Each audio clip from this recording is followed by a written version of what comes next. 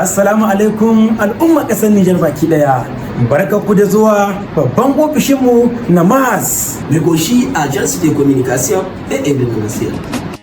MAS, mai goshi Agence de Communication et Événementiel, présente l'émission Gani ya kori. Zaman lafiya da kwanciyar hankali shine farkon tubalin gina rayuwa. A wasu lokuta da suka wuce a baya, an samu karancin tsaro a wasu yankuna da ke kasar Nijar, musamman jihar Tilaberi. Wannan shi yayi sanadiyar rashin kwanciyar hankali ga al'ummar da ke cikin yankin. Daga bisani bayan juyin mulki, an samu sauyi a bangaren tsaro, musamman a yankin Tilaberi da kuma Difa. Wurare ne waɗanda al'ummar kasar Nijar sun tabbatar da cewa babu kyakkyawan tsaro a baya. Bisa jajircewa wannan gwamnati ta CNSP karkashin jagorancin mai girma General da Brigade Abdulrahman Chani, shugaban ceton ƙasa. A bisa wannan yanayi na rashin tsaro, wannan gwamnati mai adalci ta zaɓi babban mawaƙin nan artist militar Mamman Sani Mai Goshi ya zagaya wasu yankuna na jihar Tilaberi don wayar da kan al'umma akan matsalar tsaro karkashin jagorancin ƙungiyar HACP, hukumar samar da zaman lafiya a cikin ƙasa, karkashin jagorancin shugaban ƙungiyar Général de Brigade Ahmad Diddili. De la patrie CNSP, chef de l'État de la République du Niger, le peuple du Niger tout entier et toute son armée sont avec vous. Bats-toi, le panafricaniste engagé, le patriote sincère et dévoué. Bats-toi le grand lion, petit-fils de Saraounia, de Kausen, d'Amadou Kouradaga, de Dankasawa, de Idriss Alaoma, d'Alpha Seibou et de Issa Korombe. Ô peuple du Niger, mobilisons-nous pour accompagner le CNSP, composé des braves soldats, des officiers militaires aguerris, pour un panafricanisme réussi, un Niger indépendant, souverain et prospère. Avant tout propos, vous me permettez de vous remercier pour cette mobilisation exceptionnelle. Mobilisation pour laquelle je fais une mention spéciale aux femmes qui se sont vraiment mobilisées ici en un temps record. Je vous remercie très sincèrement et c'est la preuve sincèrement que vous épousez les idéaux du CNSP. Que Dieu vous le soit reconnaissant et je vous donc exhorte à continuer cet engagement. Et pour les propos, vous me permettez également de souhaiter la bienvenue à l'artiste militaire Mamman Sani Mai Goshi, qui vient ici pour son second séjour dans une telle mission, c'est-à-dire dans une caravane de sensibilisation. Il vous souvient, en juin également, il était avec nous ici, et il y a eu cette même mobilisation. Donc, cette caravane pour laquelle donc, il se trouve aujourd'hui parmi nous concerne une caravane de sensibilisation sur la sécurité, la cohésion sociale et la coexistence pacifique. Ces mots sont, donc ces thématiques sont très très importantes et je m'en vais avant donc que lui-même il vienne vous les développer, vous donner un aperçu sur l'ensemble de ces thématiques. Sur la sécurité d'abord, il est mentionné qu'ensemble, nous devons tous rester vigilants pour une communauté plus sûre. C'est-à-dire tout simplement que la sécurité de tout le monde est une affaire de chacun et de chacune d'entre nous. La sécurité, c'est l'affaire de tous. Et pour cela, nous devons nous tous nous unir pour protéger notre avenir. Parce que c'est donc le pilier de notre avenir. Nous devons également nous unir pour prévenir et lutter contre l'insécurité par tous les moyens. Chacun à son niveau doit se considérer comme un soldat de la nation. Quand on dit un soldat de la nation, ce n'est pas seulement l'homme qui est en uniforme, c'est pas seulement l'homme qui a une arme, qui est un soldat de la nation. Chacun d'entre nous est soldat de la nation. Et chacun d'entre nous peut jouer sa partition pour la sécurité individuelle et pour notre sécurité collective. Je n'ai pas besoin de rentrer dans les détails, vous savez ce que vous devez faire. Signaler tous les comportements suspects pour une sécurité renforcée. C'est une des pistes que vous pouvez utiliser. La sécurité de chacun est la responsabilité donc de tous. Sur la thématique de la cohésion sociale, on nous demande d'être la main dans la main pour construire une communauté solidaire.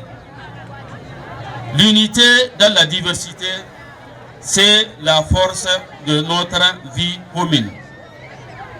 On nous demande donc de respecter nos différences pour mieux vivre ensemble et d'être une communauté solidaire parce que c'est ça qui fait le ciment de la société. Concernant la cohabitation pacifique, on nous signale que la paix commence par le dialogue et la compréhension entre les hommes. Que vivre ensemble, c'est respecter et accepter l'autre. Que la tolérance est la clé de la paix durable. C'est-à-dire tout simplement que nous devons apprendre à être tolérants.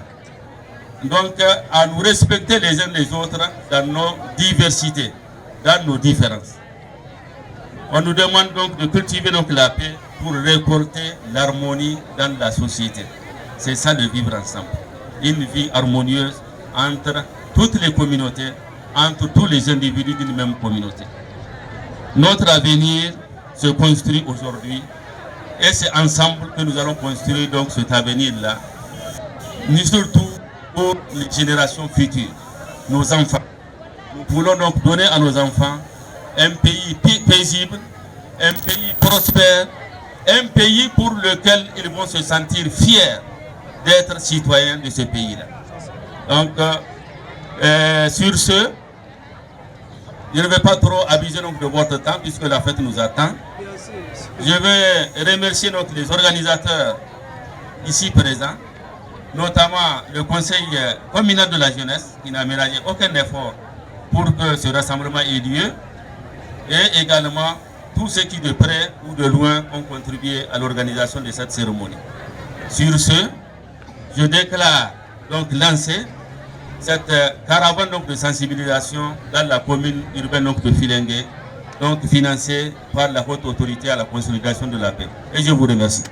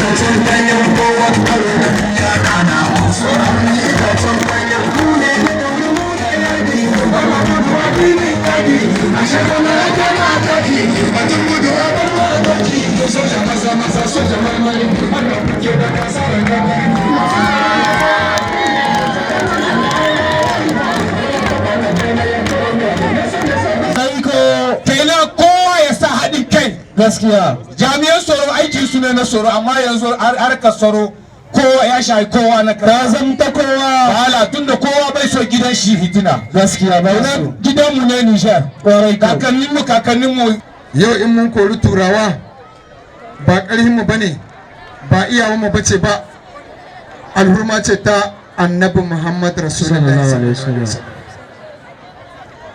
insha Allah Nijar ƙasar musulmi ce 'yan Nijar musulmi ne uwayenmu maza da mata duka musulmi ne wato mun yi dogaro ga Allah mai kowa mai komi wato yau in kun ga an yaƙi turawa sun tafi ido rihe ba saboda komi bane ba saboda alƙur'ani an karanta ana cikin karantawa kuma insha Allah babu abin da zai faruwa wanda ke wani ɗora hannu ga zuciyar shi sabke idan aka ce Allah to an ƙare kotu.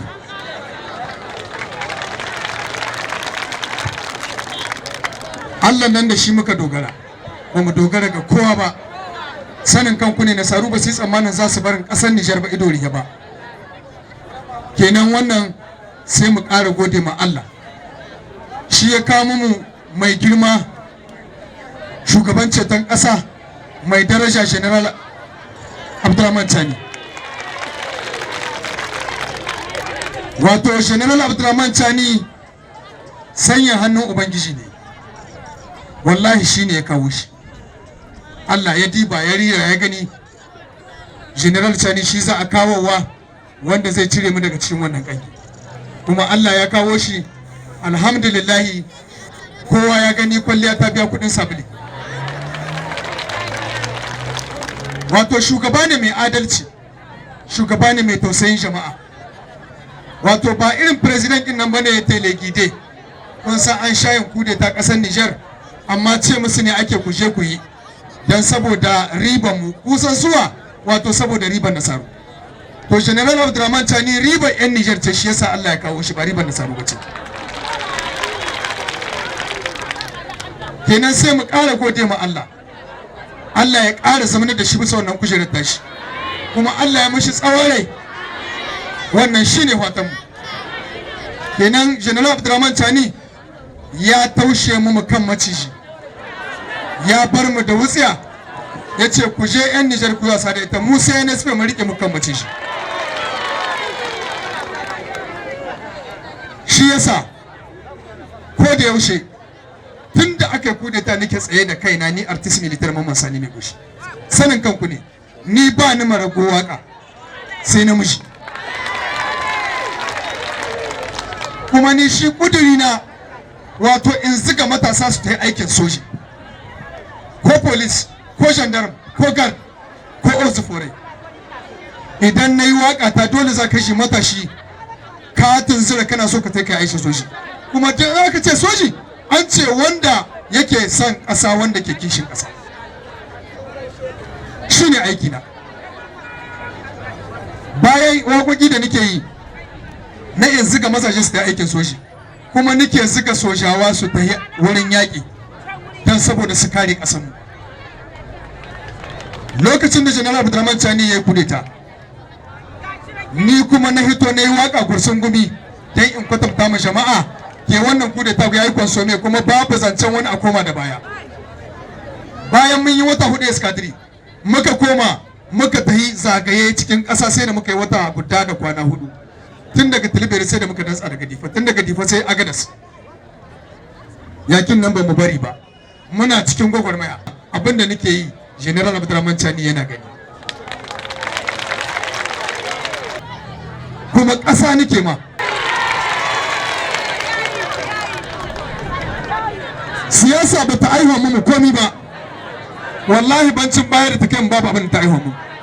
To mu shine muke so mu kwatanta ma 'yan Nijar, wato su yi tsayin daka matasa da kansu, kan su saurari kowa, su saurari zuciyarsu, kuma su saurari ƙasarsu.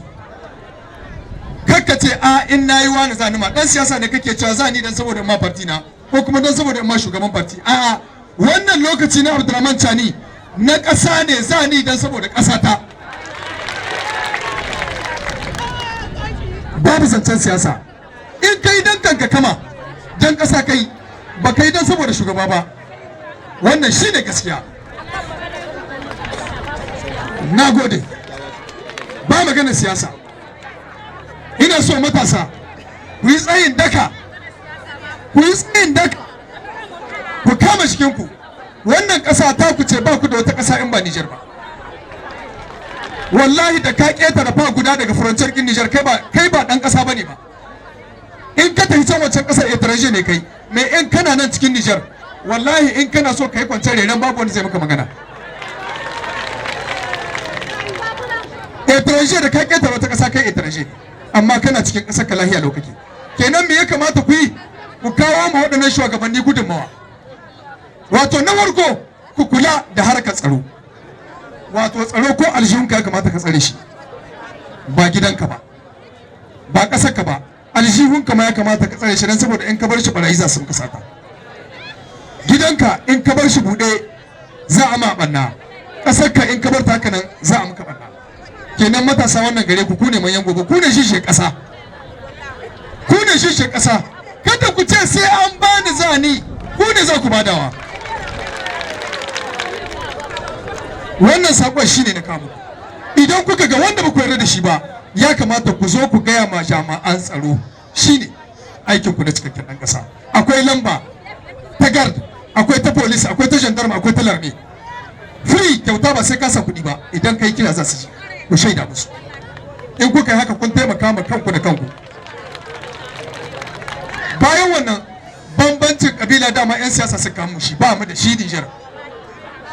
Bancin wasan tabastaka babu abin da muke da Nijar. Kenan ya kamata mu kama junanmu, mu yi soyayya da juna. Wannan shine.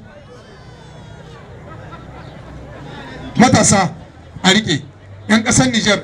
Kuma soja za su yi aikin su sai dai yawo ta mutu shi kenan. Ya kasa ta rige ta fita layin munafukai sai dai yawo, sai dai yawo ta mutu shi kenan. Magana ta AAS nake aliyansu etadi sahel, sai dai yawo ta mutu shi kenan. Ya kasa ta ne mai mu, amma da yanzu sun kasa. Soja ne zai tsayayye ne, kai ba mu sauki ga soja domin bai kalar kura.